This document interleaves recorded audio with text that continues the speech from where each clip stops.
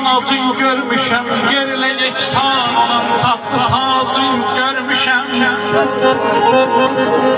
Öz doğma ata anasın qapıdan qovlayan bir alimin, bir gədadan ehtiyacın görmüşəm.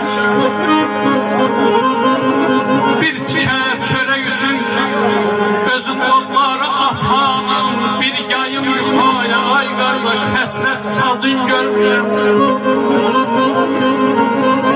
Qapçı olub gecə gündüz dağ başı gəzən nə ceyran, nə kəkliyin, nə turacın görmüşəm.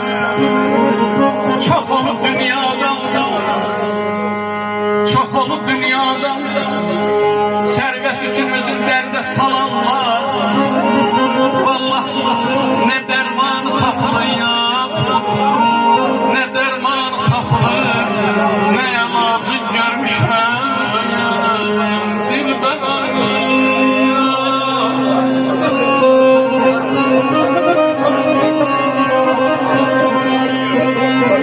Dilbərə mən səndən özgə təndən canım eylərəm. Dilbərə mən səndən özgə təndən canım eylərəm.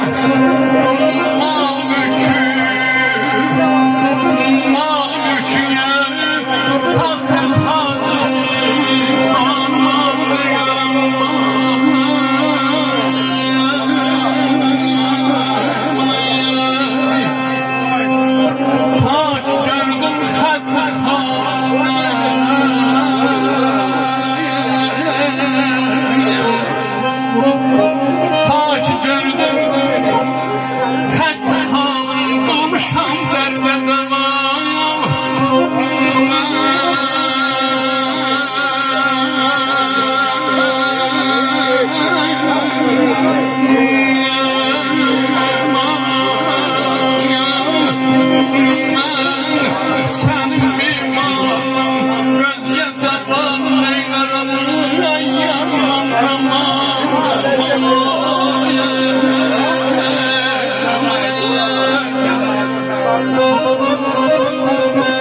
Neynirəm gülzarı ki, sən gülzarımsan mənim.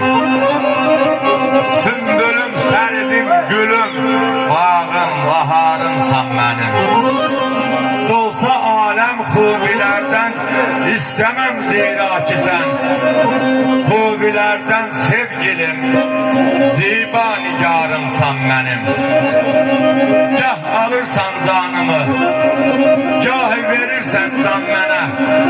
Sən məgər kim, ey buti tənnaz, tanrımsan mənim. Gəlmə nəşim üstə versə məslətindən canəgər. Qeyrilər ta olmasın, agah ki yadımsan mənim. Başımın tadı gübarı məqdəmindir ey sənəm. Sən sərin-i izzət üzrə tadıdarımsan mənim. Seyidi sərgaşda tək, miskin qədayam ne iksən. Sərvərim, şahım, pənahım, hər nə varımsan mənim.